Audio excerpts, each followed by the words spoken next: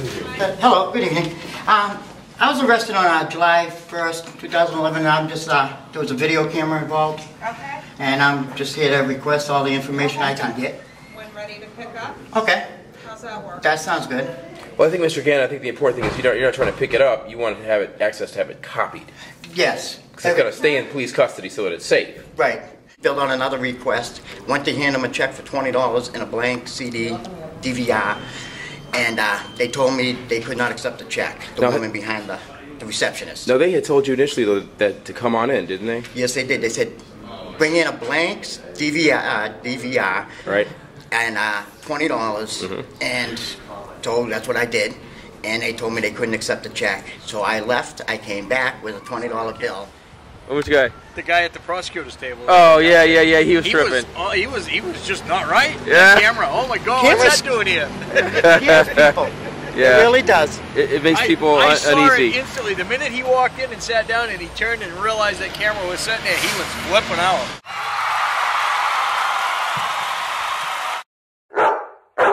Pamela Reynolds. Michael Gannon.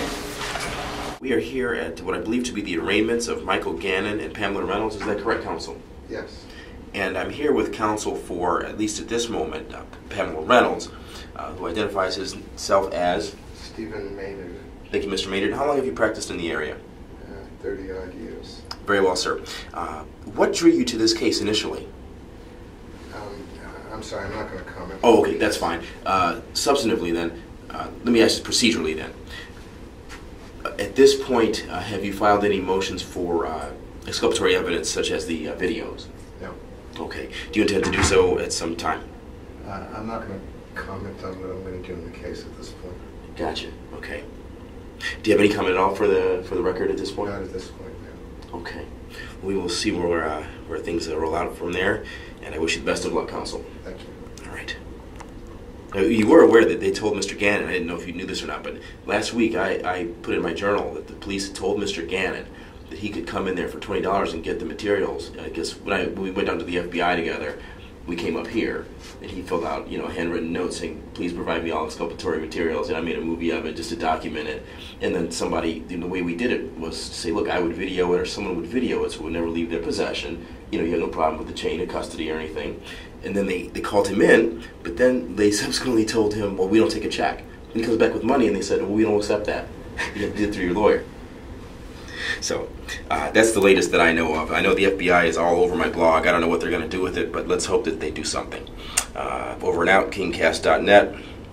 Have a great day.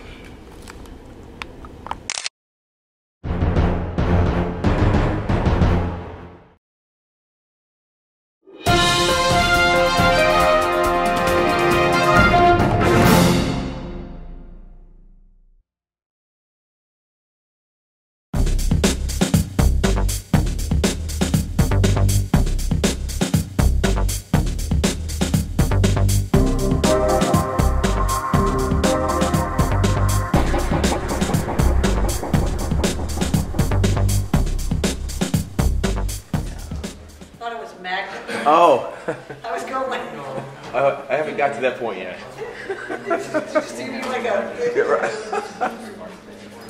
Well, it's heavy because I come with the weight of the evidence. Okay, there you go.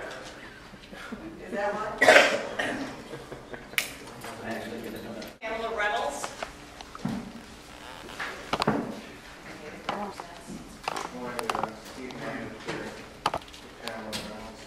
It's a felony and a misdemeanor event and not guilty plea. Misdemeanor, my client will waive formal violence on felony. I understand the court's office is giving us a tentative date of September 1st, which is agreeable with probable cause, and I don't think there's any dispute as to bail continue. Okay. So probable cause will be on September 1st.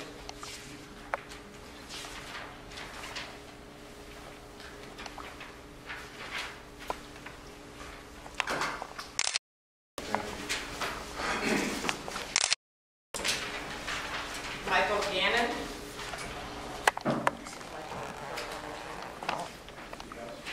Yes, it's been JP. I'm sure you're entering a plea to resisting arrest, simple assault, and disorderly conduct. Is that correct? Yes. You have a request for appointed to counsel. An attorney will be appointed to represent you in this matter. The next hearing will be the trial, and that is scheduled for October 18th at 8:15. October 18th. 18th? the court security officer will give you a copy of your hearing notice, and then you are free to leave. All right, thank you, sir. Here's your name right there. Glazzy's up here.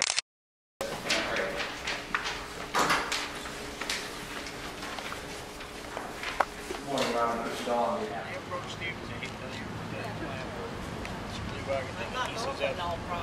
Oh no, I want that poor guy in the courtroom. He was wetting himself because he saw your camera.